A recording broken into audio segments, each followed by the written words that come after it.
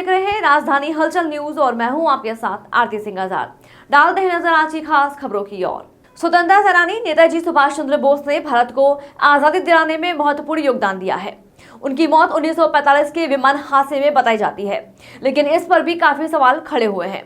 क्या वाकई नेताजी की मौत प्लेन क्रैश में हुई थी? आखिर क्यों उनकी मौत एक रहस्य बन गई? ये सवाल सदियों से हमारे इर्द गिर्द घूम रहे हैं।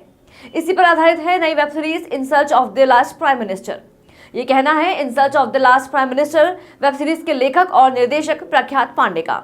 उन्होंने प्रेस वार्ता में मीडिया से चर्चा करते हुए बताया कि ये वेब सीरीज नेताजी के जीवन और उनके वास्तविक जीवन की घटनाओं और मृत्यु के बाद के महत्वपूर्ण हिस्सों को दर्शाती है, और इसके लिए हमने खासी रिसर्च की है।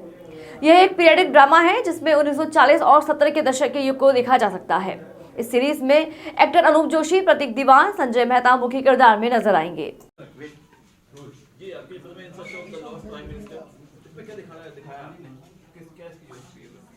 1945 के प्लेन क्रैश में एक थ्योरी है कि 1945 के प्लेन क्रैश के बाद सुभाष चंद्र बोस की डेथ हो गई उसी में।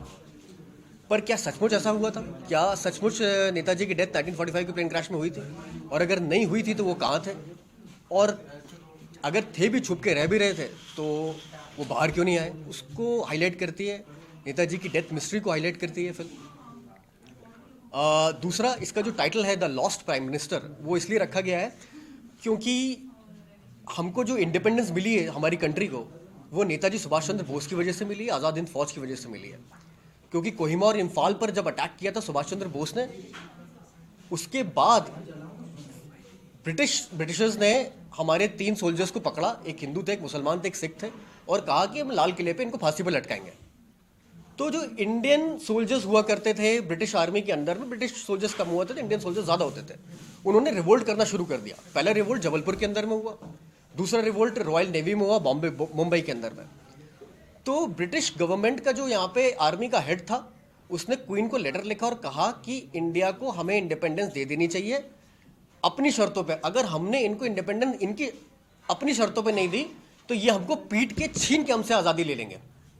तो आपको आज़ादी मिली है लड़कर, सुभाष चंद्र बोस की वजह से, नेताजी की वजह से और आज़ाद हिंद फौज की वजह से। बेस क्या है? मैंने आपको बताया डेथ मिस्ट्री बेस है उसमें उनका, कि क्या वो जिंदा थे। मेरे हिसाब से हाँ, वो बिल्कुल जिंदा थे। मैंने जितनी रिसर्च करी है और बाकियों ने भी करी हुई है, मुझे लगता है कि नेताजी जो थे वो 1985 तक जिंदा थे, और फैज़ाबाद, इलाहाबाद और अयोध्या के इलाके में वो रहा करते थे छुपकर, जिनको गुमनामी बाबा के नाम से वो अब जाने जाते हैं।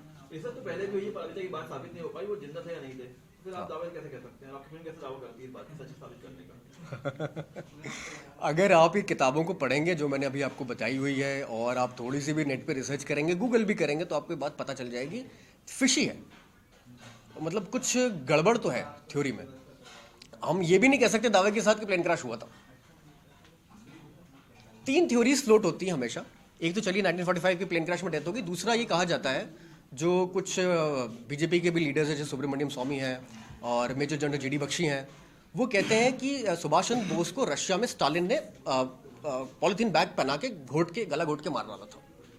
और अगर ऐसा हुआ है तो ये बहुत ही घिनौनी बात है, क्योंकि जिस आदमी ने देश को आज़ाद किया उसको अगर ऐसी मौत मिली है तो बहुत ही ख़राब बात है। और तीसरी थ्योरी ये है कि वो 1985 तक जिंदा थे और छुप कर उन्होंने देश के लिए बहुत काम किया। प्रोजेक्ट था क्योंकि बजट बहुत कम था मेरे पास में, और ना तो मेरे पास में कोई ऑफिस है, ना कोई असिस्टेंट डायरेक्टर था, ना कोई लॉजिस्टिक्स थे। मैंने ही सब चीज़ें मैनेज करी हुई है। चाहे मैं मुनीम भी बना हुआ था, मैं एक्टर्स को भी मैनेज कर रहा था, कौन आ गया कौन चला गया क्या हुआ। तो ये होल सोली मैंने और एक आध दो लोगों ने और मिलकर अपने कंधों पे ये प्रोजेक्ट को खड़ा किया है, और बड़ी मुश्किल से किया है। बहुत टफ शूटिंग थी इसकी।